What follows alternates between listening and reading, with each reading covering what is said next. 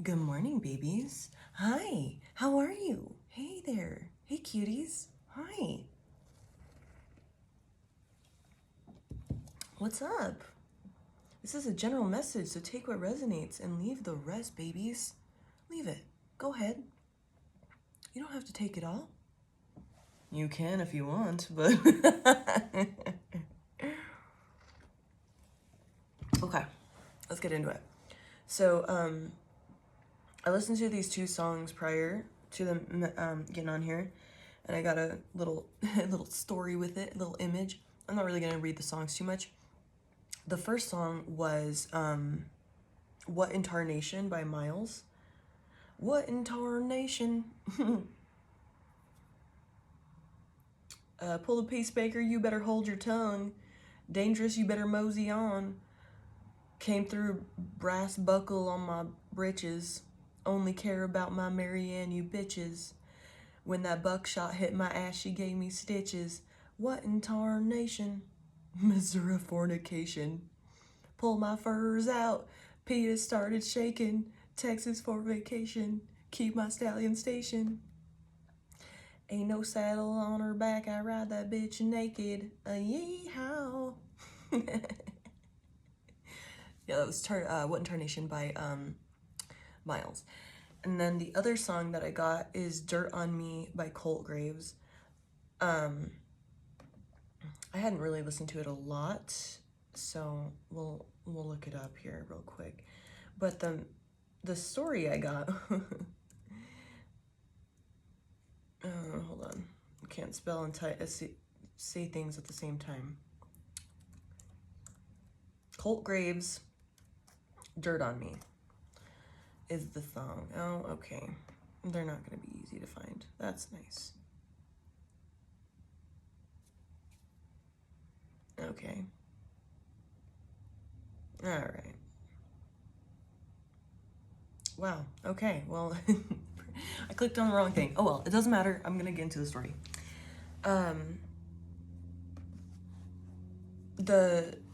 So the story I got here originally when the What in Tarnation came on, I got an image of someone. My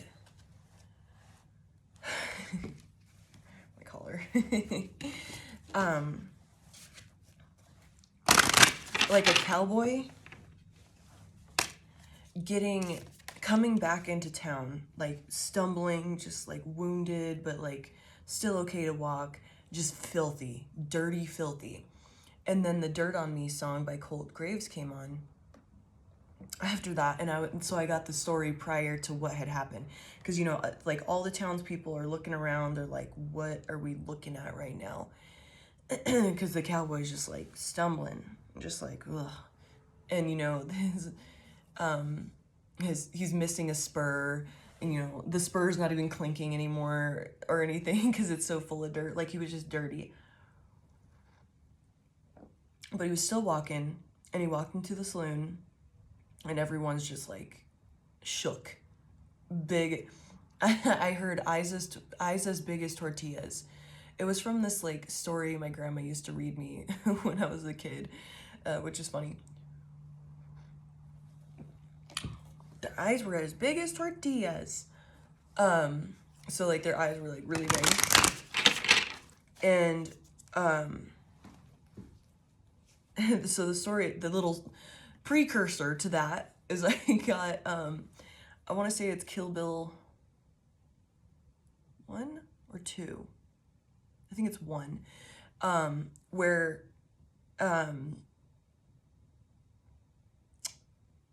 Kiddo is in the she was buried alive, but she was able to get out by doing the 1-inch punch, where she was like coming up like that and then just punching her way through the casket. And so people tried to bury you alive, and that's why the townspeople were so freaked out. They're like, we thought you were dead, man. Like, what the hell? So that's what I'm getting is like, people are seeing now, and I have to clarify this because I know I have a lot of karmic people that were the aggressors and accosters and saboteurs on the other end of that. But anyway, so that wasn't you. The saboteur, the meanie pants, that wasn't you. You're not coming out. You're not coming out of your grave. But, yeah, the karmic community does watch very heavily. But what I got is, you, the viewer, the not the net banger, not the gang stalker. You came out of your grave, of this grave that people put you in, and people are seeing now, they're like, whoa, we thought you were like done for. We thought you gave up. What the hell, man? What the hell? And I'll pull a card on how you're seen, because these are like archetypes. Anything else?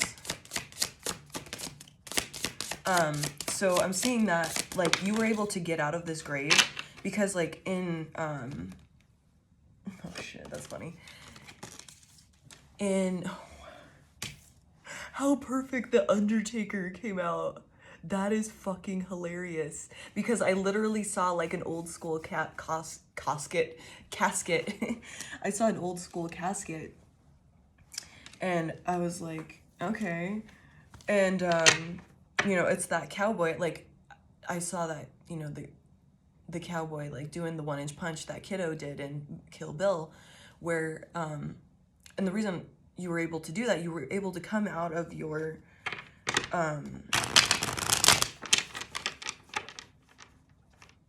basically, like, premeditated death. You were able to come out of that, is you have this, because she trained with Pai Mei, that really badass martial arts teacher who was very, like, picky. He was an asshole. He didn't have any patience for, like, stupidity or, basically, he was a really rough teacher, but he, she played the game. She was patient. She let him beat her ass, and, like, she put up with his bullshit. And they developed a relationship, because she,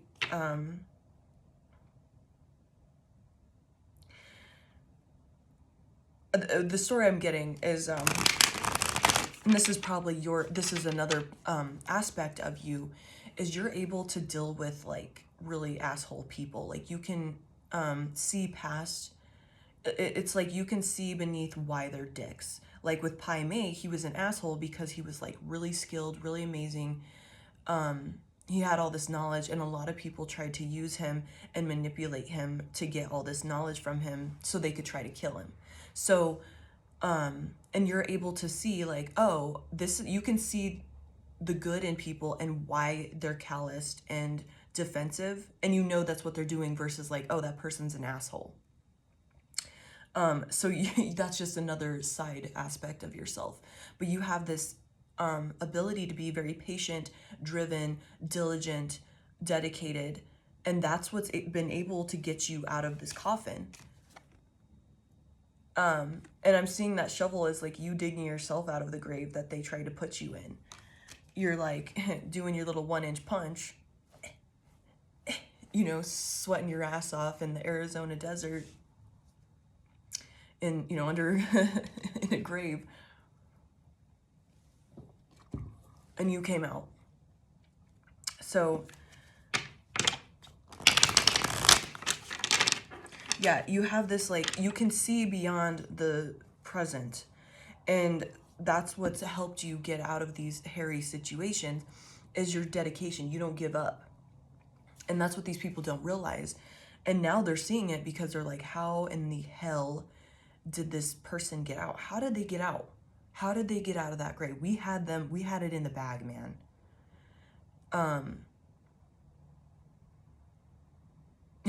For some reason, I just got the how apparently, I mean, I don't know where I stand on this, but I'm always down for a conspiracy theory. But how like Elvis faked his death. That's what I heard. So that might resonate for you, or you might be like really into that. But it's like, you know, all the impersonators, there's an actual real Elvis in Vegas.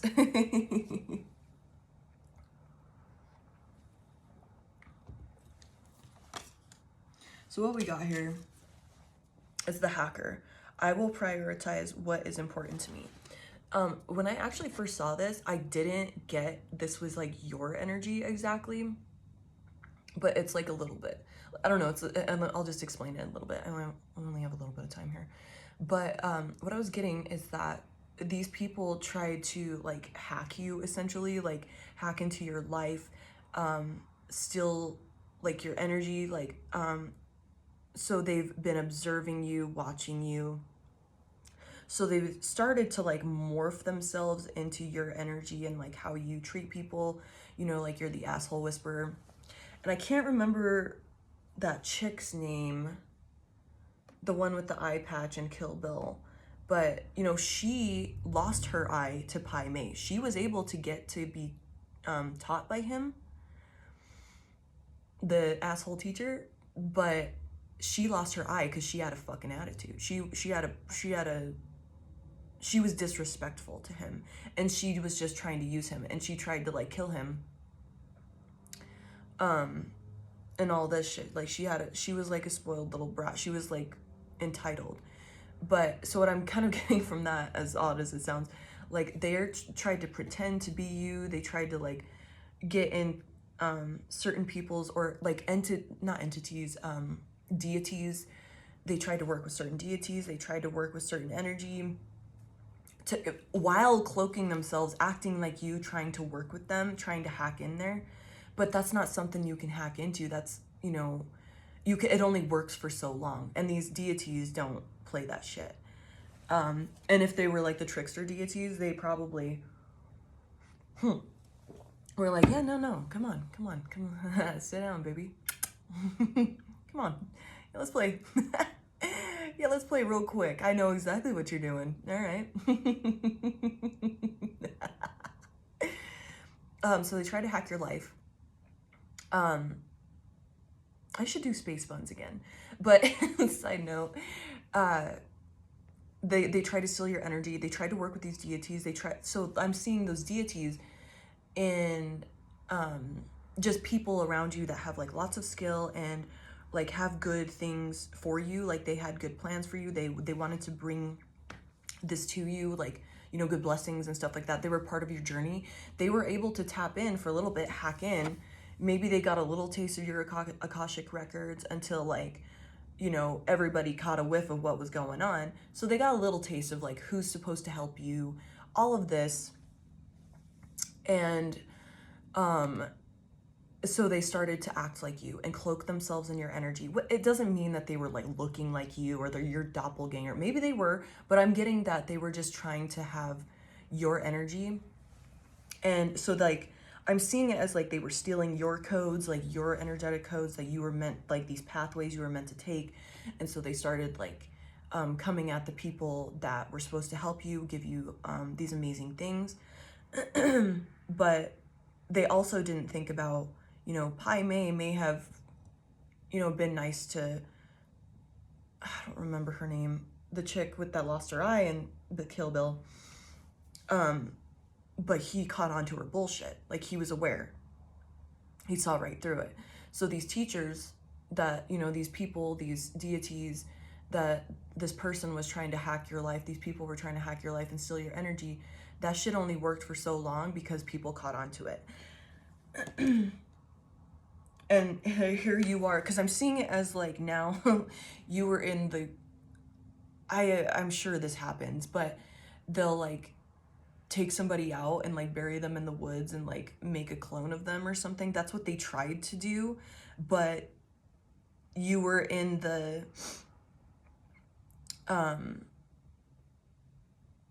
you were still alive in the casket, and they didn't know like you had the 1-inch punch skills to get out, you know, and that you were taught by these wonderful people around you.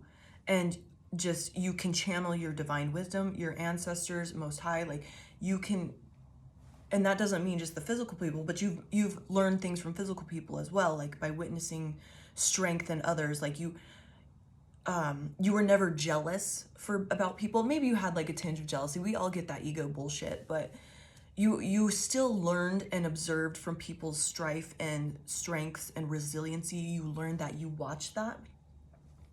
So you've always been collecting data. Even if these people were just the biggest assholes, you could see beneath it why they were. And so you're like, oh man, that is a resilient person. I respect that. And because you were able to do that, this hacker bullshit, I have 444 on my clock. And so like, if that gives you any sort of anxiety that these people were like trying to destiny swap or like, you know, be your clone, that type of gross stuff, they couldn't do it. 444, you're protected. You know, that may have happened just a little bit. They were able to get like a little tiny taste of your Akashic records, like what your life path is supposed to look like, or what possibilities you have for you, but they couldn't get in, you know, because these deities, these physical people in the, you know, in our 3D world, they caught on to the bullshit. They were like, so they, in the whole thing of things, the whole bullshit of everything, they were also screwing over these people that were meant to help you and give you things.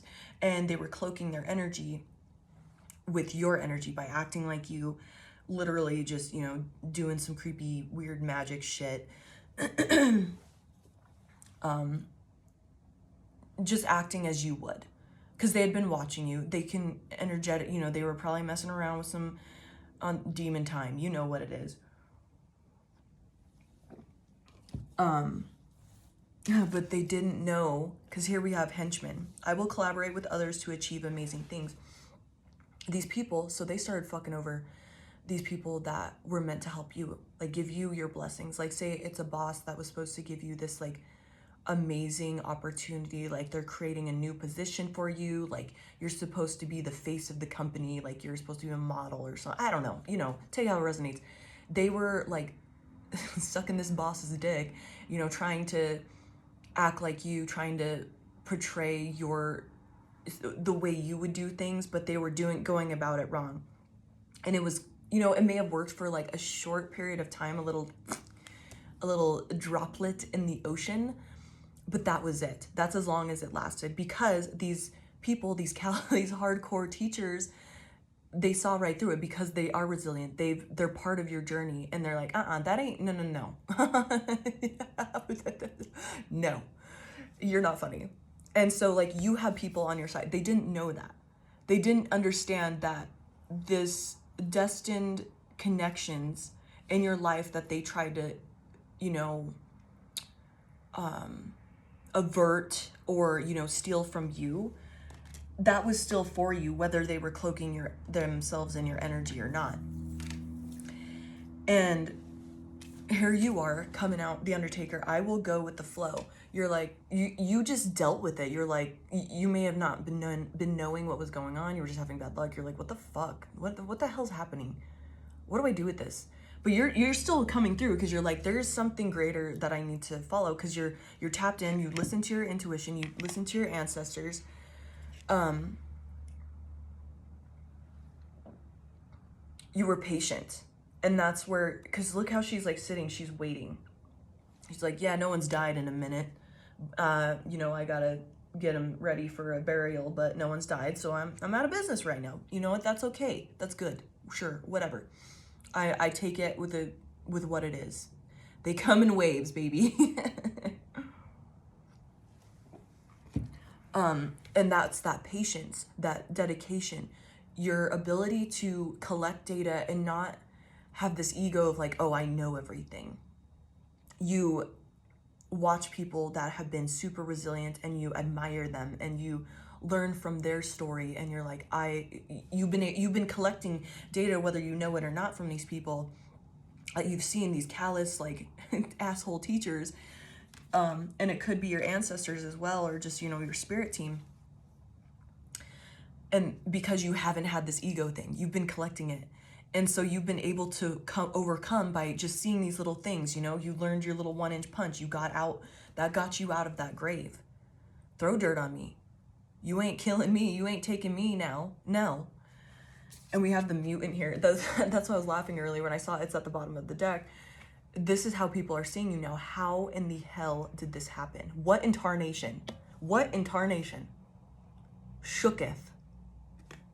I will take care of myself. Yeah, you're the one on your side the whole time. You never wavered. You know, maybe you had some insecurities that you had to work through and you're like, maybe I am a piece of shit. Like, you know, you worked through that, whatever. But that also helped you get the humbleness to see where you needed work done, where you needed to let go of some ego shit. Like that humbled you enough to be like, oh, I've done some really bad things too. I've done this, I've done that.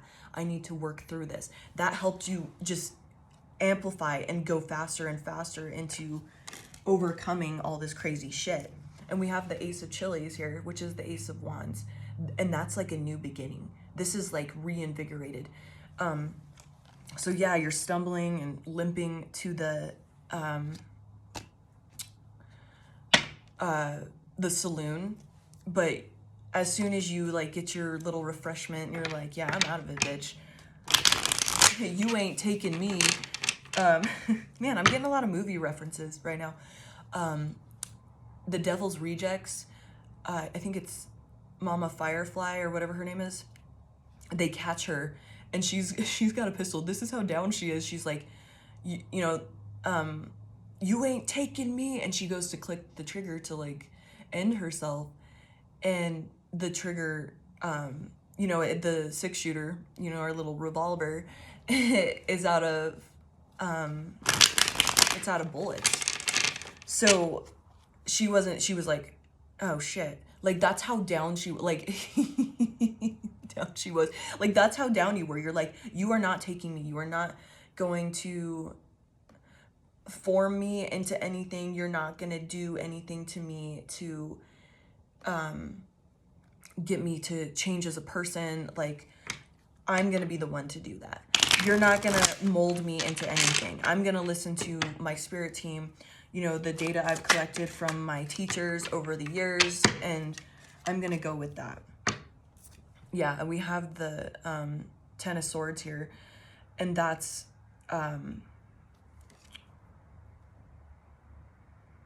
you know, that's backstabbing. That's usually like portrayed as a death too, or, you know, back problems. But they tried to end you in any way possible and backstab you, betrayal, all of that. But see how she's holding them like a fan, like, oh, look at me, I'm so pretty. You pulled them all out of your back and like turned it, you spun it, you alchemized it, you transformed it, transmuted it into something that worked for you. You're like, you know what? I'm kind of hot. I think I'm going to pull these back out of my back and turn it into a fan and start fanning myself. Look at me. So you were able to transmute that.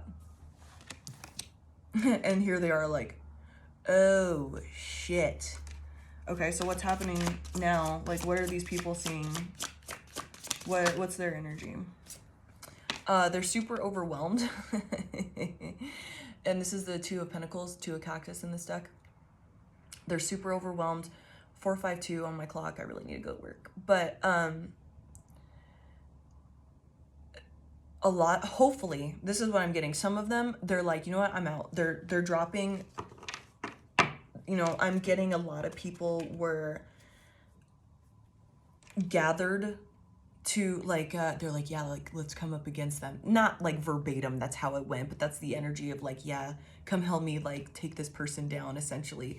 But that obviously I mean, some people may have, but I don't get it. It was more of like a underlying way of doing things. They're dropping it. They're like, you know what, I'm out. Yeah. And I'm also seeing this as the people that try to cloak themselves in your energy, they can't, they're dropping it. They're like, yo, because them seeing you coming back or just not being like, you ain't getting me. Like you're like how down you are to just like, you're like, I'll take us all down, bitch. You ain't seen nothing yet. Like I got Nothing to lose, baby. Let's go. Like, you know, you coming out of your grave with nothing. Everything was taken from you, and you come out there just covered in dirt and be like, can I get a glass of water? Can I get a brewski, bro? They're dropping it. Anything, they were juggling your energy and their energy, they're dropping it because they're seeing your strength.